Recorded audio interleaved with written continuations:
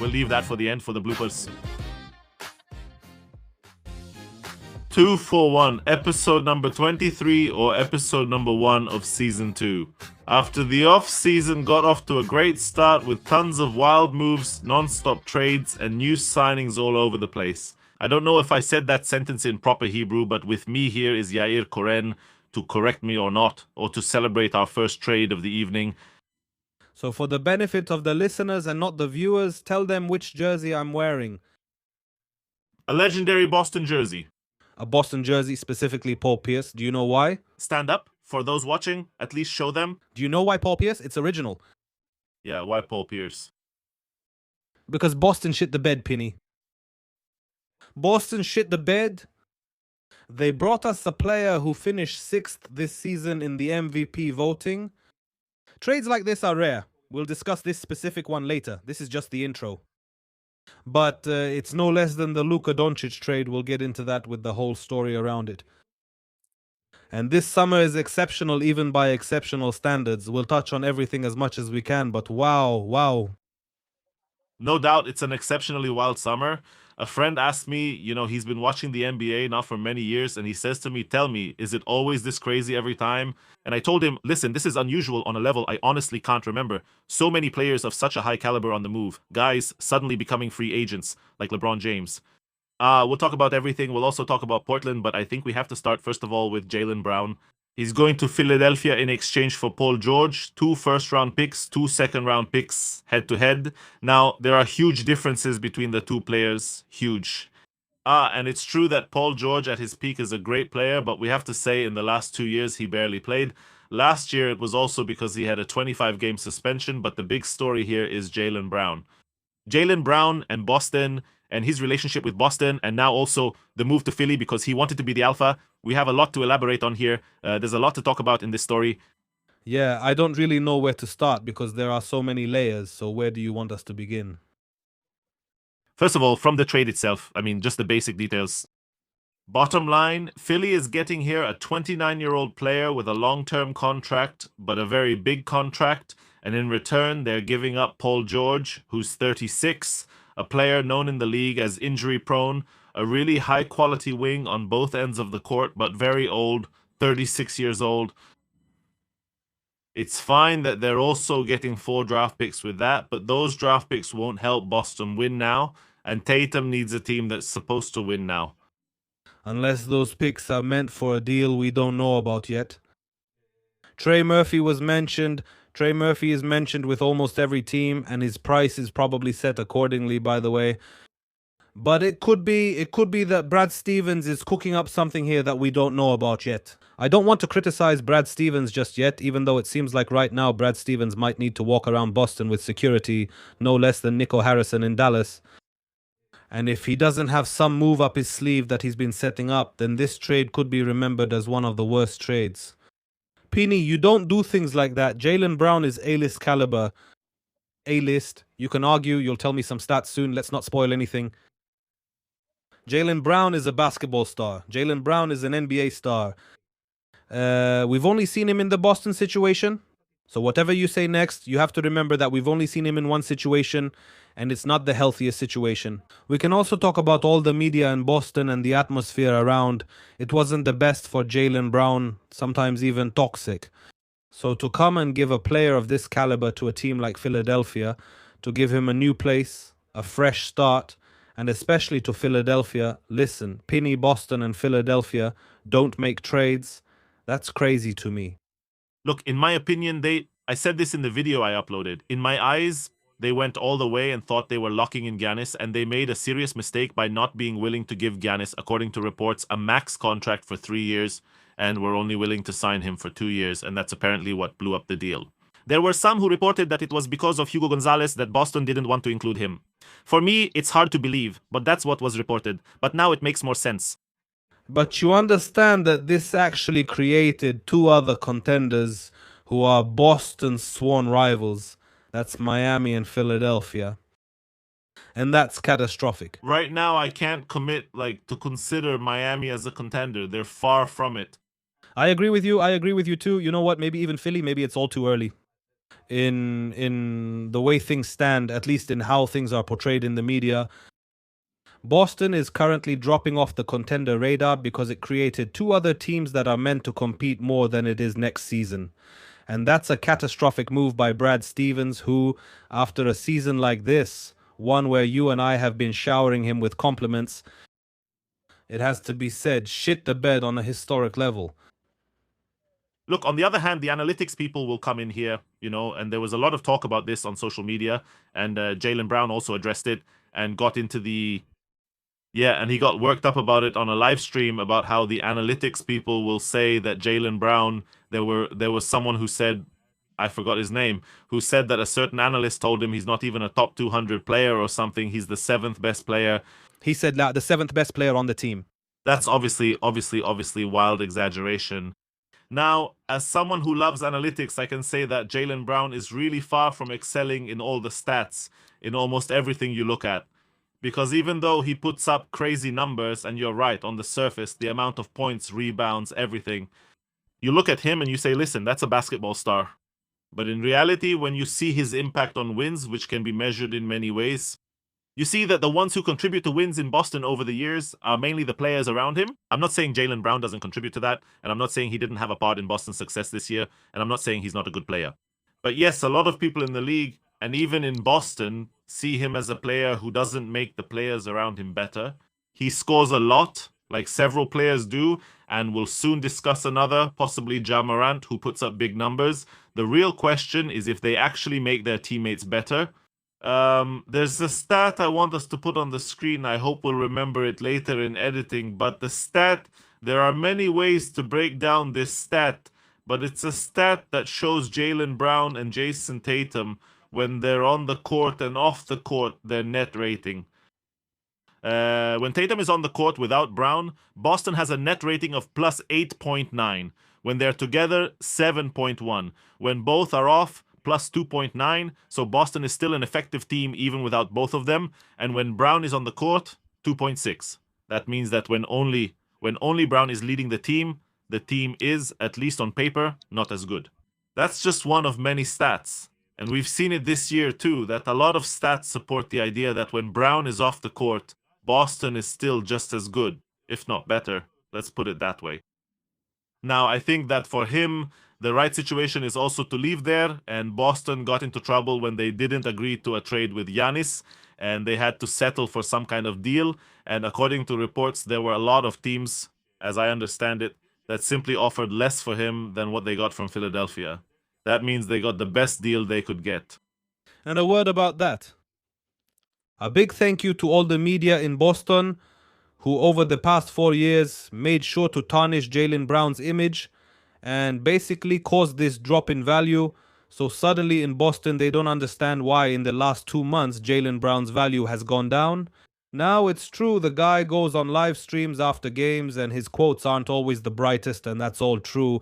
But the media in Boston was hostile on one hand to Jaylen Brown and very supportive, loving, and accepting of Jason Tatum. Now, you also need to ask yourself why. First, you ask yourself why.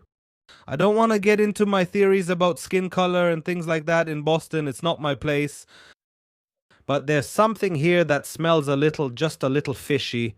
I think more details about this story will come out. Jaylen Brown, in the meantime, released some official statement about the departure. Something very formal, thanks to the fans and so on, didn't reveal anything beyond that. We do know Jaylen Brown didn't request a trade, which is something that, in the end, it means that Boston didn't believe in him. Either they didn't believe in him, or he really had it up to here with Jason Tatum specifically, and he told them, guys, I can't do this anymore. I'm asking you, cut it off. It's very possible. Look, the reports are also coming out now, one after another, after he was traded, saying that, according to several sources, they're talking about how Jaylen Brown was always seen as the guy who thinks he's the best, the smartest in every room. He's the smartest in every situation. And that's really a problematic situation. In the end, when you have a person who isn't willing to hear criticism according to the reports, even from his own teammates. And Brown does have his issues in his game. We have to say that. And when we say that, we're saying it in comparison. You mentioned the A-list. So you really have to look here at the A-list at the top tier when you say he has issues in his game. Because a lot of times people, again, when talking about these things, don't understand the criticism. I'm not comparing Jaylen Brown to RJ Barrett. I'm comparing him to... You're comparing him to Giannis and LeBron. To Giannis, to Luka, yes, to the very top. And he's a level below, it has to be said. It's clear he's a level below, and that's perfectly fine. Because being Robin to Batman, he was excellent in his years in Boston, and they were always a good team, and they always lacked something. They always lacked that basketball IQ. Now, you say the media doesn't like him. In my opinion, there's a reason. Oh, and when you hear reports that he thinks he's the smartest guy in the room, and we all know there's not a single person now sitting, listening, or watching this podcast who doesn't know that guy, the one who thinks he's the smartest in every situation. I have to say Jaylen Brown is a very, very smart guy, and maybe in most cases he really is the smartest guy in the room. The question is whether he thinks he is. The question is whether he thinks he's the smartest in the room. That's where the problem is. I have to say, I don't know, he studied at MIT or something like that. All right, he studied. So look, even if he studied, even if he has a high IQ, okay, all these past years he's been playing basketball. Oh, I cover sports. If I go now and talk about politics, I'll be the dumbest guy in the room. In a room full of people who talk about politics. If I go talk about anything that's not what I deal with, I'll probably know less. No matter how smart you are, and you can be as smart as you can be, you're smart in very specific things that you deal with or know. You're knowledgeable. Let's put it that way. In other things you deal with. It doesn't mean you're the smartest in everything. And that's also why I don't like the takes on analytics and all those things about players. Because players, they know how to play. They know things that analysts will never know. Okay? Things that you and I also will never know. What it's like to be there on the court, what it's really like to feel the sweat when you're gasping for air and you have no oxygen in your brain. They knew that. But they don't look at the game from above, from the outside, and they don't look at the small nuances, and they don't necessarily know what the person sitting in the room doing the analytics work knows before building the team. Which also doesn't mean that this person is the smartest, but in the end, everyone here has their own role. When Jaylen Brown, if reports are true that he doesn't listen to his teammates, there's likely a problem, regardless of how smart he is. Maybe he needed a change of scenery and new teammates, and things with Jason Tatum were already becoming toxic. We especially noticed him after Philadelphia eliminated them and they made a comeback. He says this was the season he enjoyed most, even after that elimination. To say that after you already had a season where you won the championship and were the most valuable player in the finals. Why did he enjoy it most? Because Tatum was gone and he could be the alpha. Yeah, the question is how much of that is because Tatum wasn't there, and how much of it is because he could be the alpha, because it's not the same thing. So again, we'll have to see. And now let's move on. Let's move on, if you don't mind following up on that. Let's move on to the situation in Philly. Because listen, now in Philly, he wants to be the alpha on the team. Now he's going to Philly. He's not the alpha on the team. At best, if everyone is healthy, he's the third option. No. He's the third option. If Embiid and Maxey are healthy, he's the third option in Philly today. You're confused, Habibi. No. You're confused, Habibi. No. Do you think he's ahead of Maxey or Embiid? First of all, Embiid is all well and good. Embiid is listed on the roster. Let's see how many games he'll actually play. Embiid enters the game. Who gets the ball first? Who's the first option? Embiid, right now when he's on the court, in terms of offensive effectiveness, he's still one of the best in the NBA. So it will probably go to Joel Embiid first. Also because you want to make the most of him, his minutes on the court. So when he's on the court, you'll go to him. Tyrese Maxey and Jaylen Brown, I can't say at this point who will be the top dog. But you know what? That's a problem I don't mind having this season, Penny. I got too many dogs. I have VJ, and now they've brought me Anthony Simons as a gift too. Great signing as a 6th or 7th player. Listen, there are still LeBron talks, which we'll discuss at the end. I'm dreaming, Penny. It didn't look anything like this 2 days ago. From Philadelphia's perspective, they made a great deal. Despite concerns about Brown wanting to be the alpha and possibly not being able to, I think if Embiid isn't healthy, they'll still need to share the ball among Brown, Edgecombe, and Maxey. They'll manage, since there's enough ball to go around. But as long as Embiid is also on the court, there's an element of difficulty here, and you could also end up hurting Edgecombe a lot. I'll sum it up as a Philadelphia fan in the simplest way. We had to take this gamble. I really hope it pays off for us. Regarding Brown's contract, he has a contract for another 3 years, which lines up with VJ Edgecombe's contract. So, VJ Edgecombe is currently on a rookie contract. They'll be able to extend his contract in 3 years. Financially, it works out. It really could create, tensions in the locker room. We're just at the very beginning of this story. Who knows where it will go, but I have to say, Philadelphia in recent years, compared to where they were and where we can go with the current roster, it's like night and day. Credit to the new GM, I forget his name, much respect. Props to you.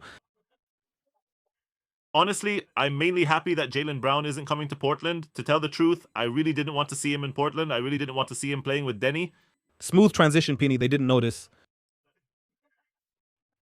They didn't notice we switched to Portland. You slipped it by them.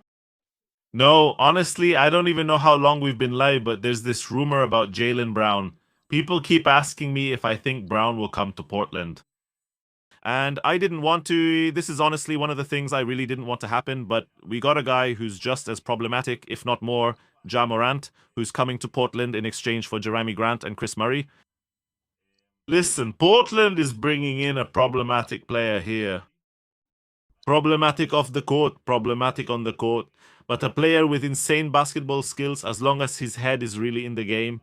I'm just not a person who believes that players can suddenly change their nature like that, that suddenly he'll come to Portland and see the light, unless he realizes that the money he's making now is very temporary and his time in the league is borrowed. If he doesn't show up and play properly in Portland, that might be my only hope.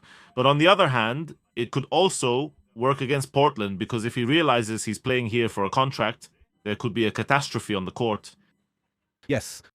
And I want to say, I've heard a lot of people say maybe he'll come and Drew Holiday and Damian Lillard will influence him and make him understand his place and set him straight. Let me give you some news, guys. Many good people have tried to set Ja Morant straight, former NBA stars and former NFL stars, after what happened with the gun. You probably can't fix that. His father's head probably can't be set straight either.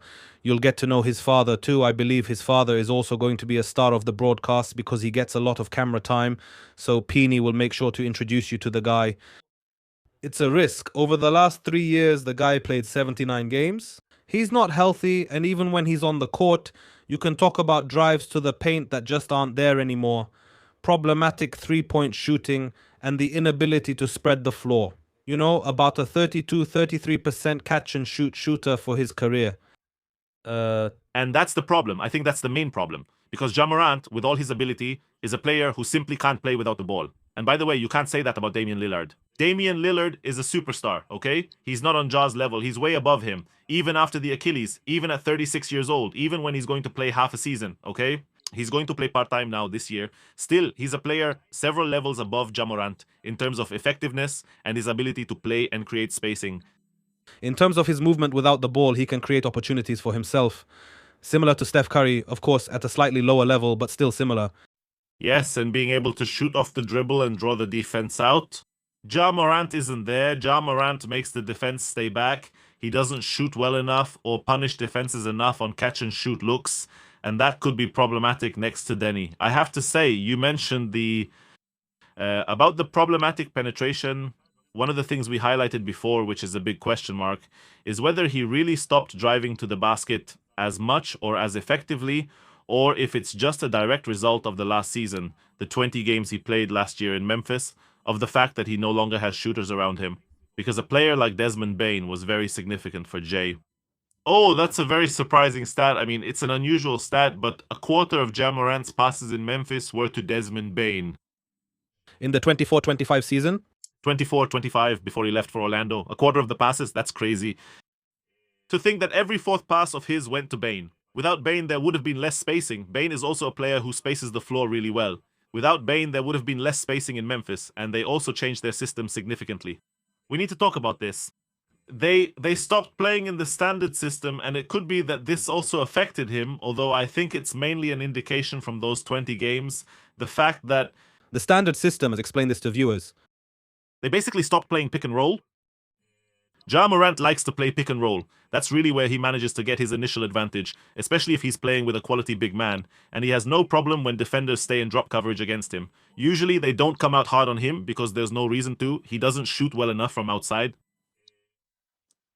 And when they stopped playing pick and roll, he had to go in and beat more players one-on-one. He can do it with his explosiveness, but it's less suited to what he's used to.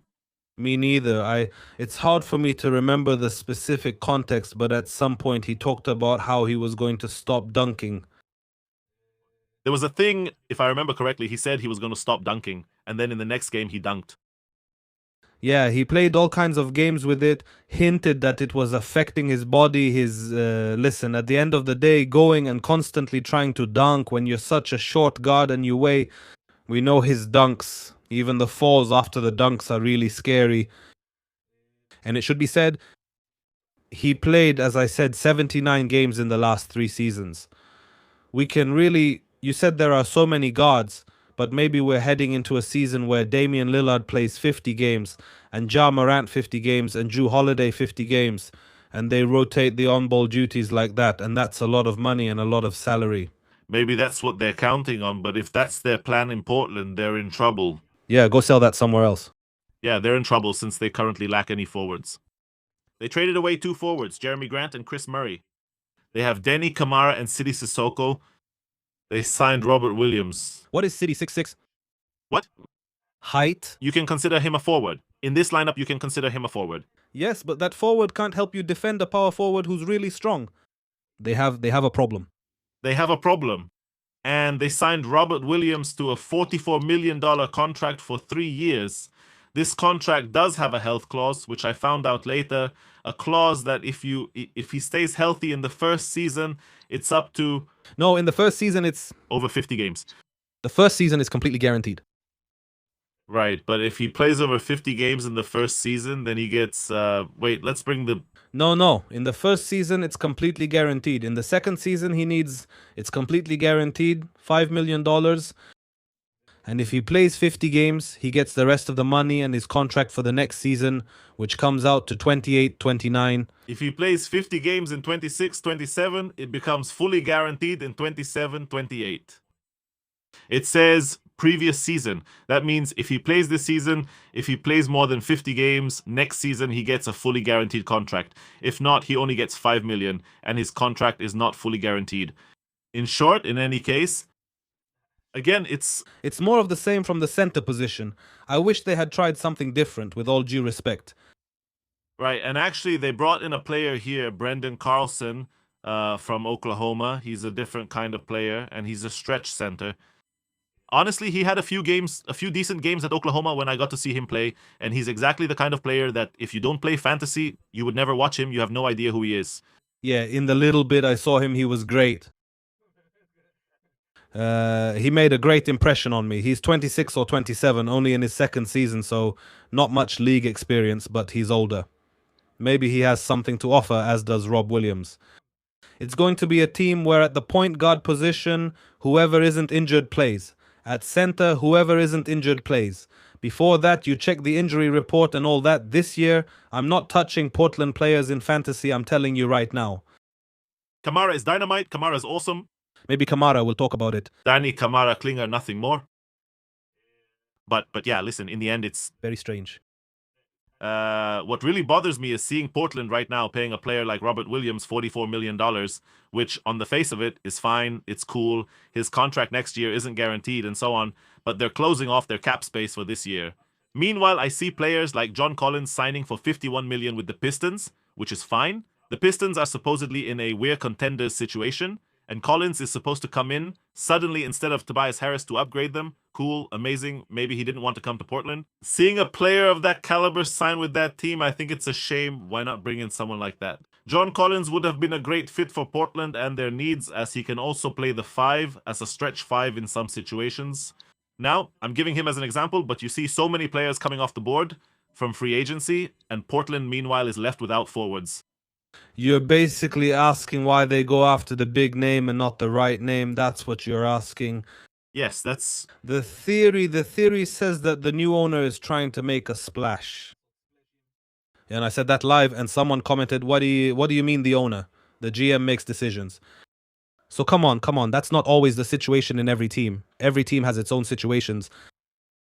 In the current situation, what we do know is Giannis and LaMelo and Jaylen Brown. Portland was interested in them. Big names, and in the end, Jay arrived. What that tells me is that they were looking to bring in a big name.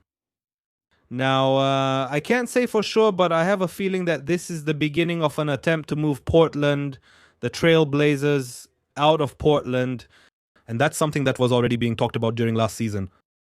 It picks up momentum occasionally when issues arise. I think it's more a matter of hold me back before I leave. This thing you're talking about, because he really did. The owner asked the city to renovate the arena.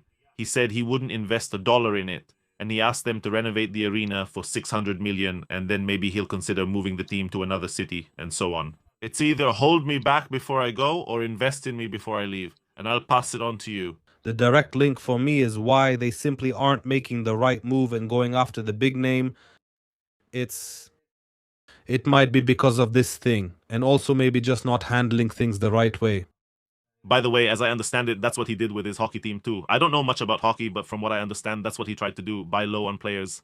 Yeah, I've heard that argument in a lot of places too. Sure, nice story. What he did in hockey. Let him translate that to the NBA, and then I'll say, well done. I'm not sure you can translate that to the NBA. I'm not sure you can translate that to the NBA. We're approaching a very interesting experiment, probably. Yes, and right now, as long as every day that goes by and they don't make free agent signings and they don't make trades involving their guards, we may be getting into territory where they could end up stuck with these players too. Meaning, you bring in players and you tell yourself, okay, I'll trade one of my other guards and I can't start the season with 18 guards, but then you get to a situation where you don't have a good deal to take and you're stuck. And then it could be that Portland will be hurt by this in the short term, because giving minutes to Ja, to Lillard, to Holiday, to Sharp, to Scott, it's not where. They'll have to play with 3 guards. Absolutely, and you're talking about the short-term impact, I'm talking about the long-term impact. Building like this is around Denny Avdija, I doubt it will work. And Denny Avdija, I have to say this, and I also said it live, I'm not sure he'll spend his whole life and career with the Portland Trailblazers.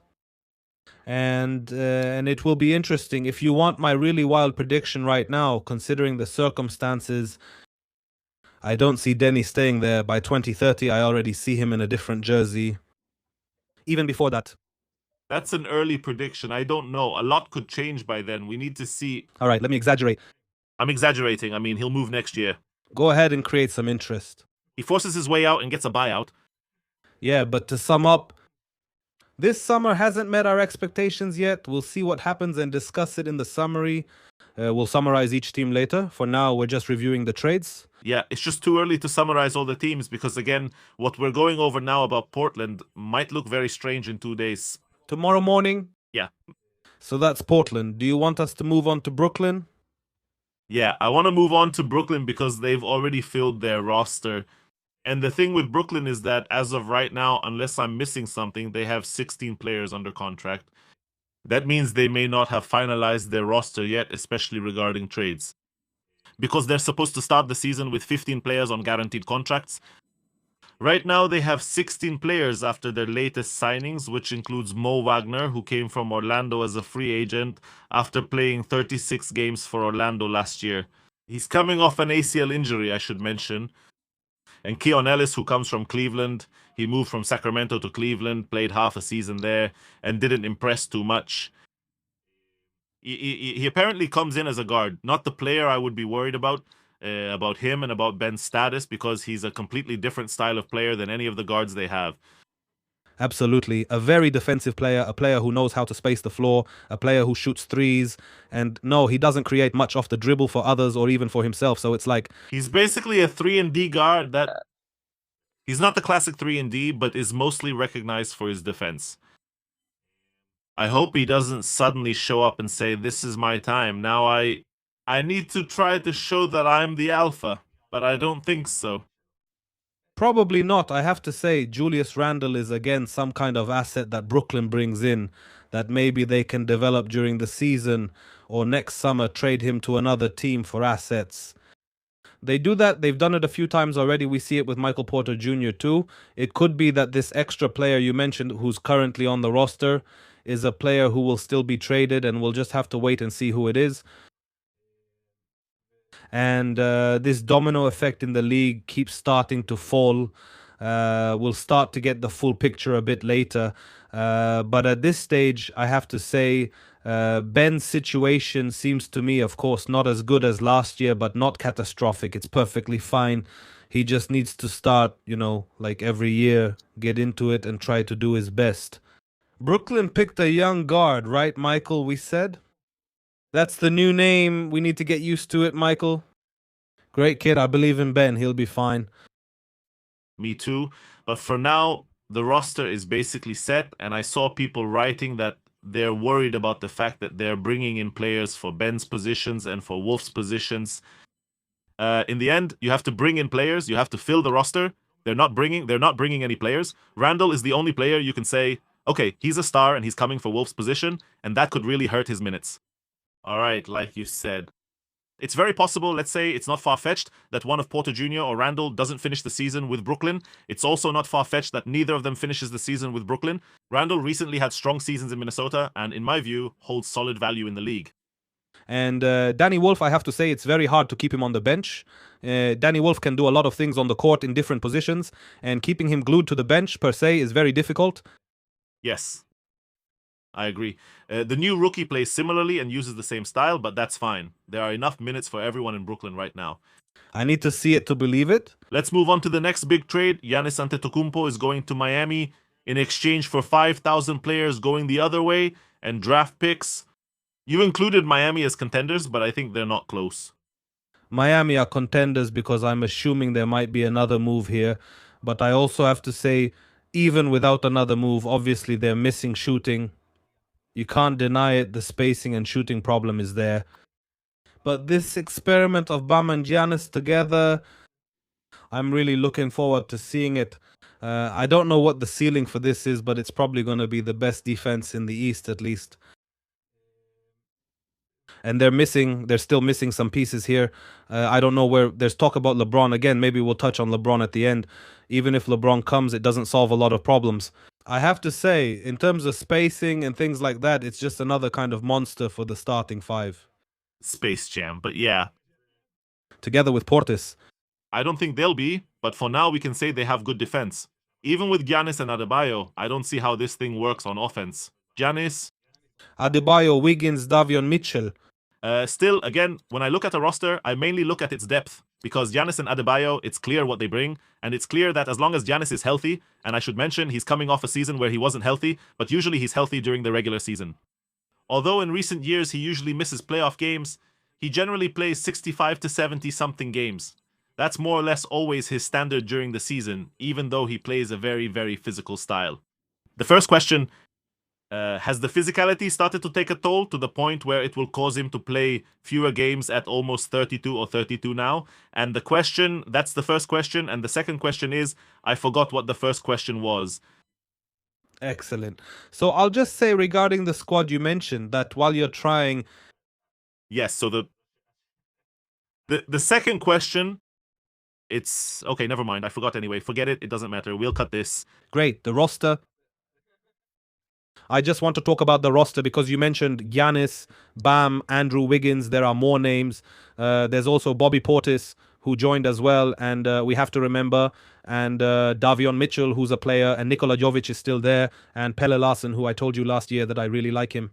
That hasn't changed. Pelle Larsson is a player. You're going to see more of him this year. And Simone Fontecchio, listen, it's not a roster of stars, but what can you do? They got stronger, Pini.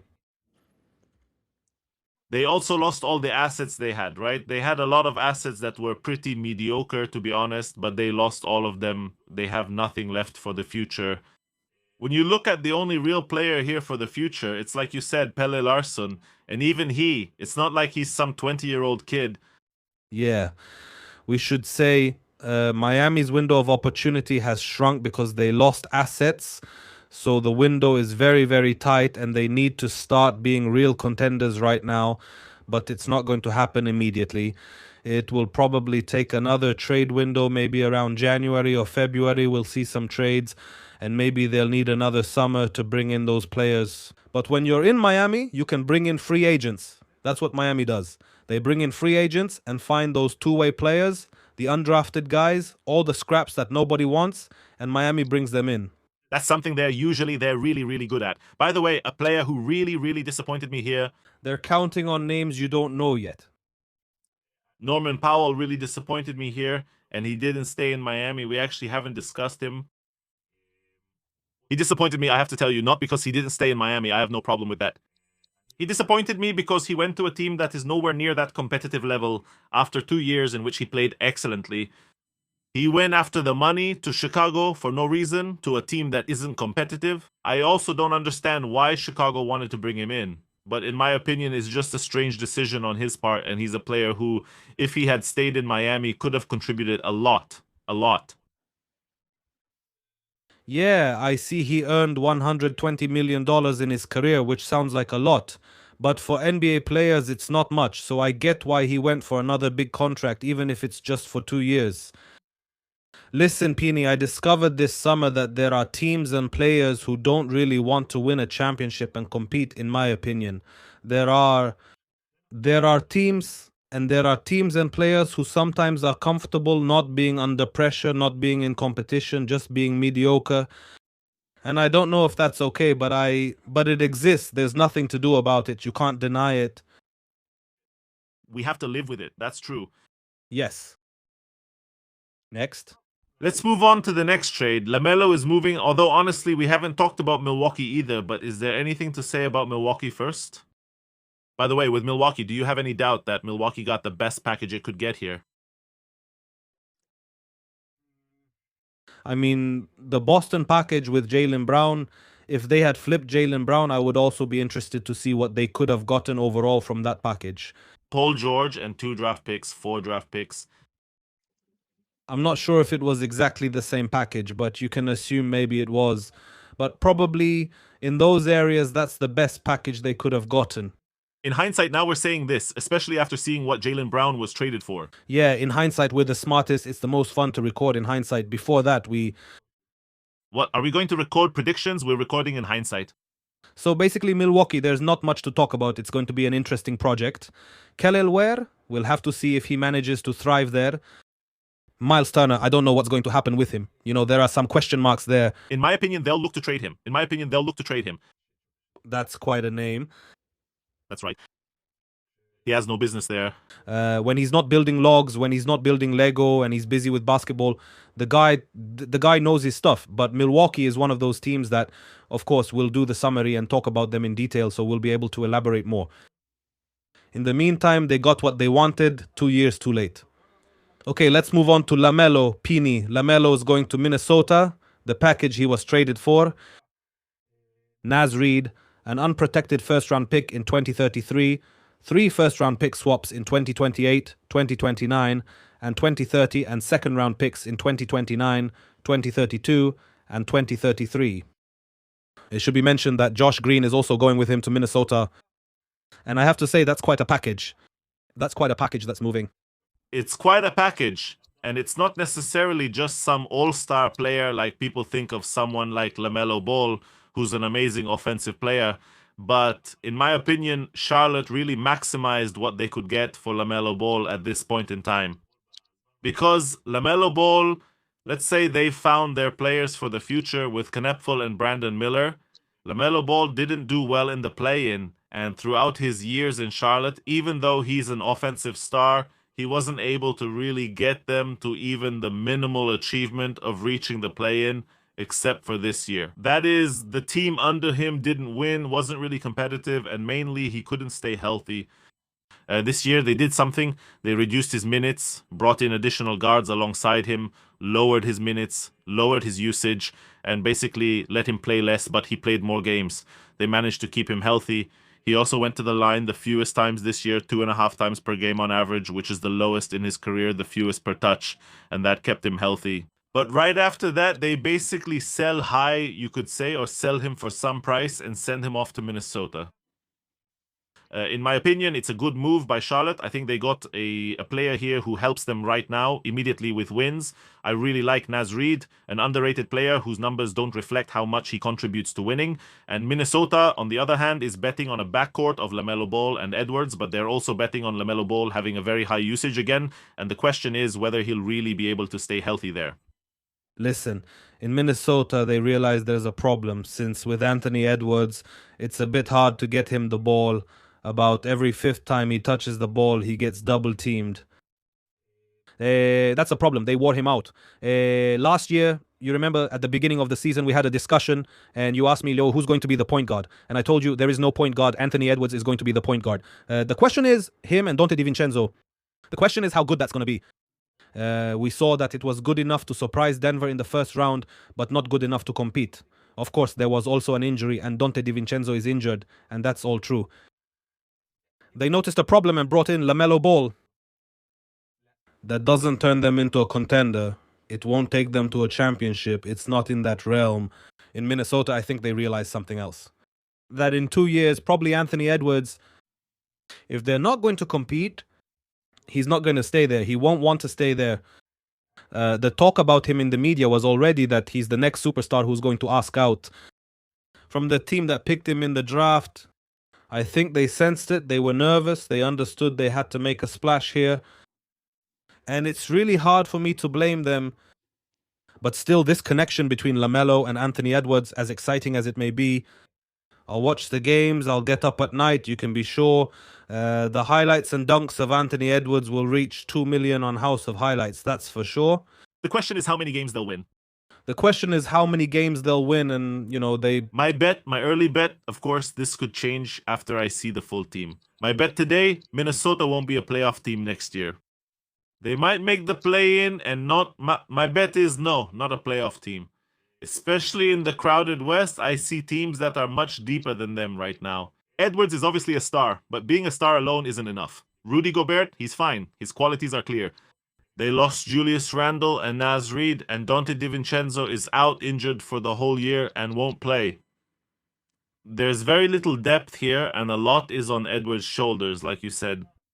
As long as LaMelo needs to stay healthy for 70-something games, with high usage and a lot of minutes, so that somehow the load is taken off Edwards, and I'm still not sure they're a playoff team. Minnesota's moves going forward, to put it briefly, at least what they'll try or what they're hoping for moving forward, is that Jaden McDaniels will continue to make that leap. And it will turn out he's already considered one of the league's top defenders already. The question is whether he can really take his offensive game to the next level. And he showed at times that he can. He has shown, especially in the playoffs, that he can have big games, and he also has, as someone who had him in fantasy last year, he also has games where he's terrible. So the question is, you know how it is. The name of the game is consistency. And apparently they're also counting a lot on Johan Beringer, their French guy, who maybe can make some kind of leap. Listen, it's going to be interesting. Donte DiVincenzo might also be traded for something. Let's see. It won't be competitive, but I don't want to say they won't make the playoffs at this point. It's a bit early for me. But I like your bets at this point in the season. I'm all for it. It's an early bold take, yeah. And that's after after that trade, they put them in third place in the West at the sports books. Enough with this nonsense already. These Americans, really a bunch of idiots. I don't understand how they put them there. In my opinion, as of today, I think they're not a playoff team. Maybe they'll make some moves in free agency too, even though they don't have much flexibility. They also lost Mike Conley. He may not be a huge asset now, but he's still important in the locker room. They lost. It's not the same team. Right now, I don't view them as a playoff team.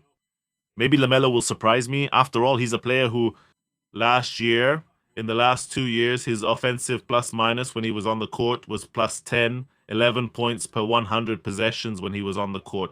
Let's see how it goes in Minnesota. Yeah, and from here, in my opinion, we can move on to Toronto, which is also a huge move. They're bringing Kawhi back. How do you see his return? First, it's odd and a bit funny that Kawhi is returning to Toronto. Honestly, I don't know how to put it, but I'll just say it. It's huge. Tell them that. I just love it. No, because listen, this is a guy who didn't want to stay there after he won a championship. And now suddenly, when there are charges against him, he wants to go and extend his contract to retire with the only team that's outside the United States. He waited for them to set up a team in Mexico City. I don't know. What a guy, that Kawhi. Just kidding, it's all a joke, or maybe not. But listen, let's say Allegedly.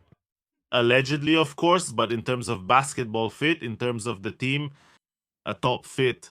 Top. Fantastic. I have to say, Toronto, what they struggled with was their half-court offense and scoring in the clutch. And that's Kawhi, listen, top of the league. They gave up the most inconsistent player there is with Brandon Ingram, especially in clutch moments and playoffs and so on when you need him. The most inconsistent there is, and got the most consistent player there is on the other side. In return, they also gave up Grady Dick and a few first round picks, but in my opinion, they're opening up a potential championship window here. They saw what the Knicks did, and I think they felt that itch that they can do it too. And honestly, I agree that they can because they're not missing much. If you look at it in terms of the team's depth and quality with Scotty Barnes and the whole roster they've built there, Colin Murray Boyles, who was picked last year in the draft, in my eyes, he's going to be a great player. And this year, fantastic.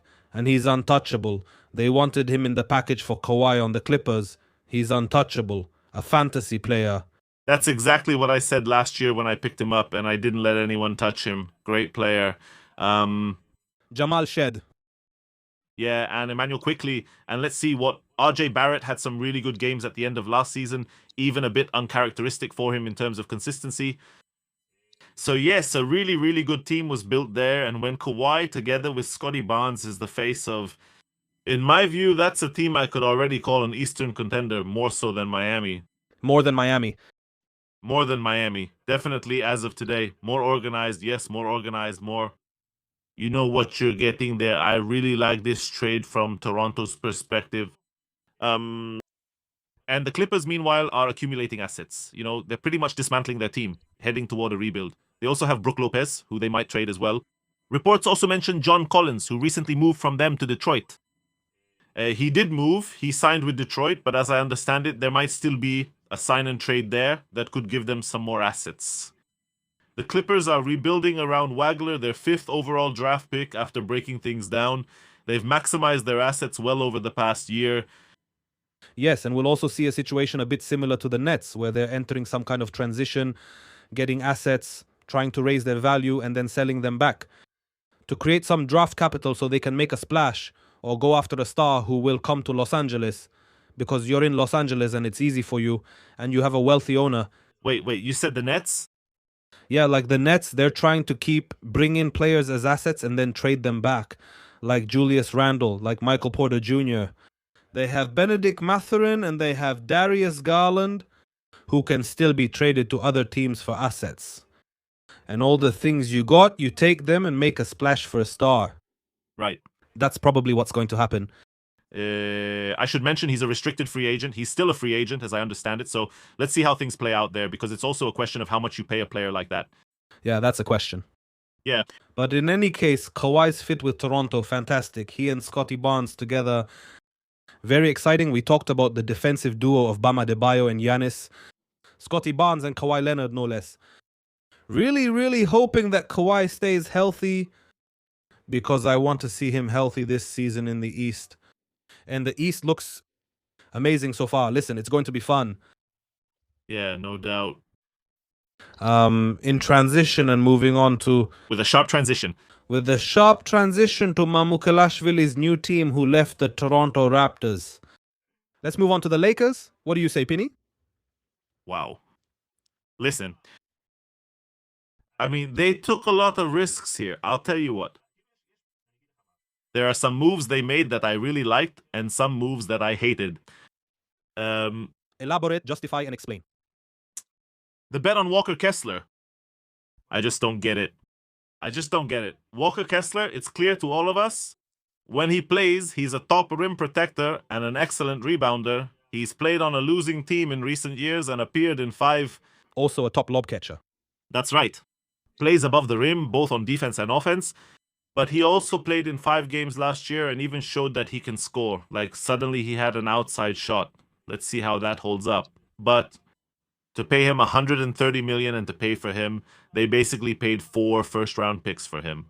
2 picks that go to Utah and 2 more swaps. Now these swaps, maybe people look at them and say, it's not a first-round pick. It's not transferring a first-round pick, Yair, but the first-round pick remains with you. You do get to pick in the end, but you're definitely picking the less valuable option. That means in any case, it's an asset that's significantly less valuable. So you just explained why it's not.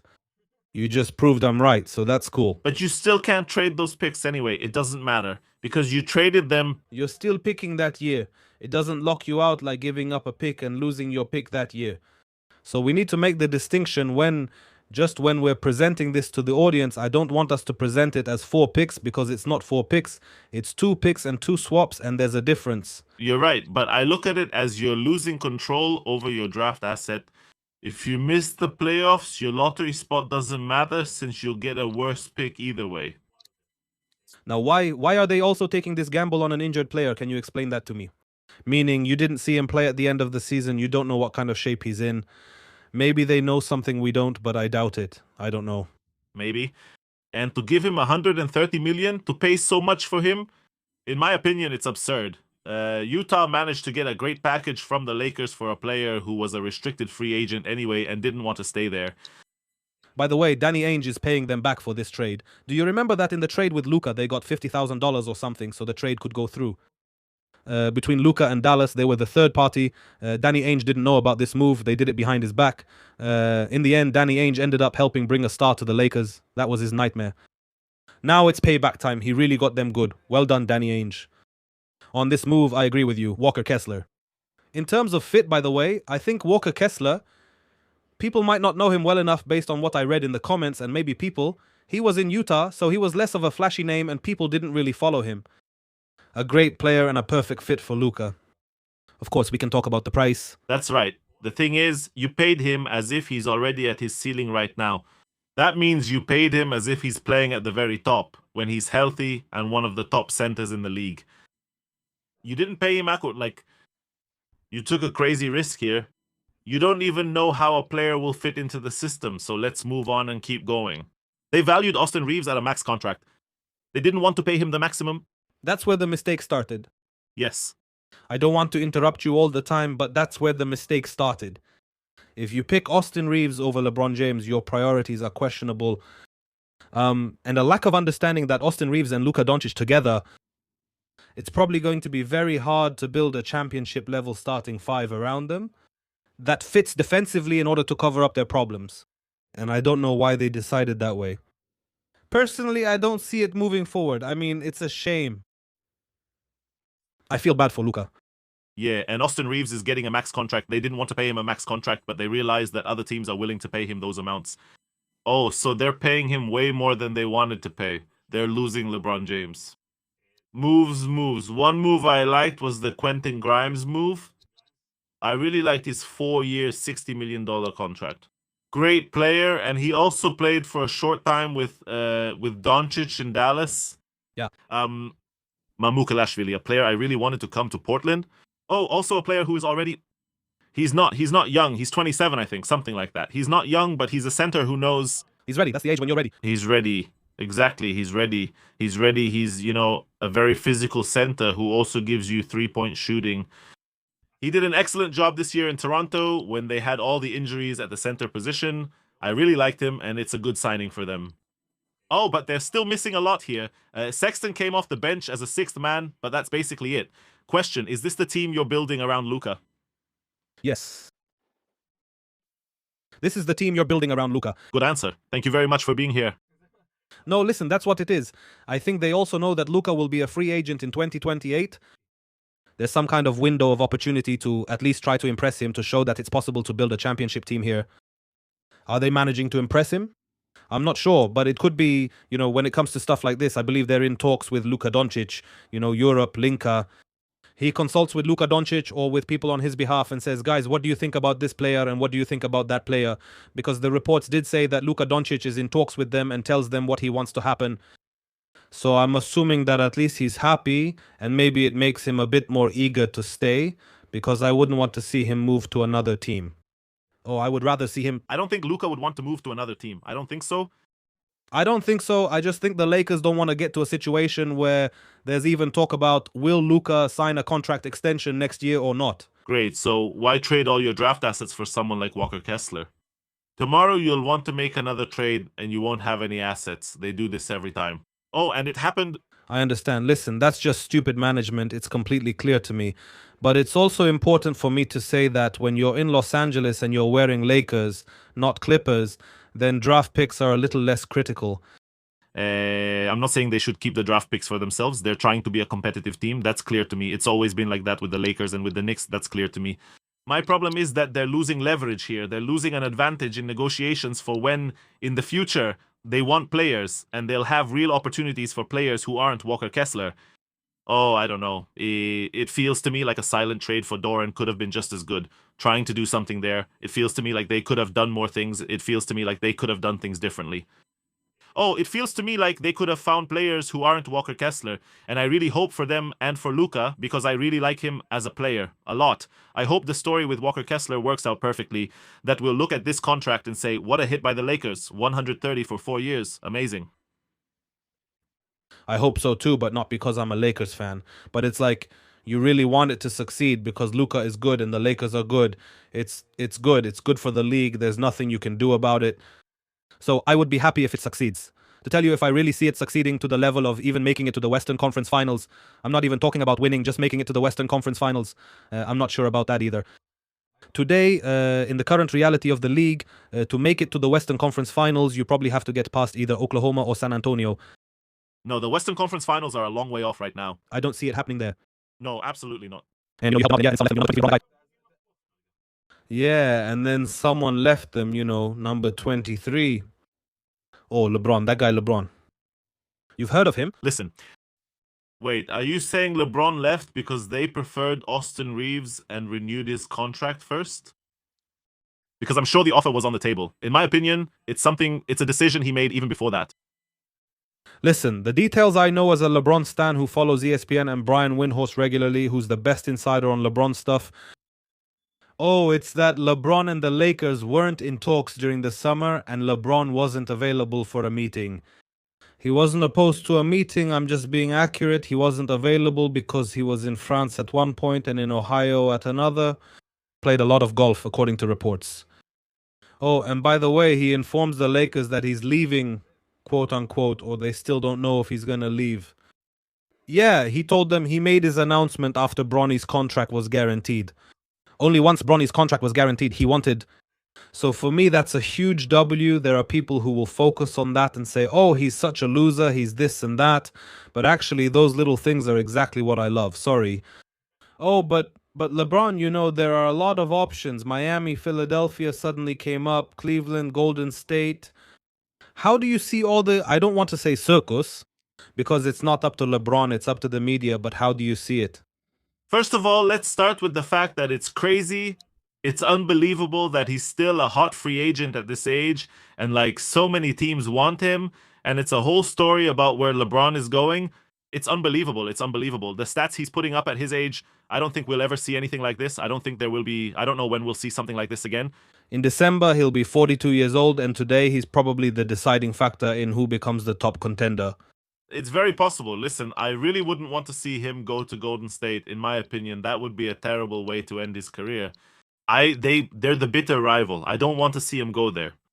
That's clear cut. I don't want to see him. He can pass to Steph on Team USA, not in NBA games with Golden State. True.